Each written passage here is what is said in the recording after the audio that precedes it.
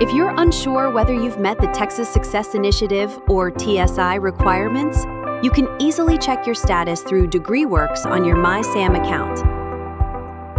When checking your TSI status, begin by logging into your MySAM page. Next, go to the Students tab on the far left.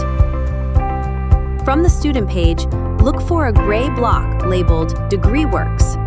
Click the Access to DegreeWorks link within this box to open your DegreeWorks page. Scroll down until you reach the TSI blocks within your degree plan. Start by reviewing your TSI overall evaluation block.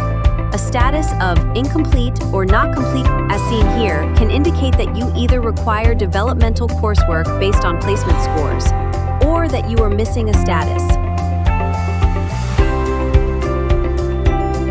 For example, Sammy Bearcat is not complete in the reading and writing status areas based on TSI placement scores.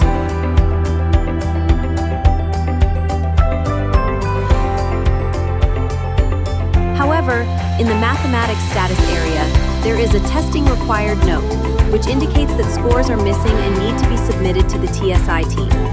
Please feel free to contact us with any questions regarding your TSI status, or visit our website at www.shsu.edu/TSI.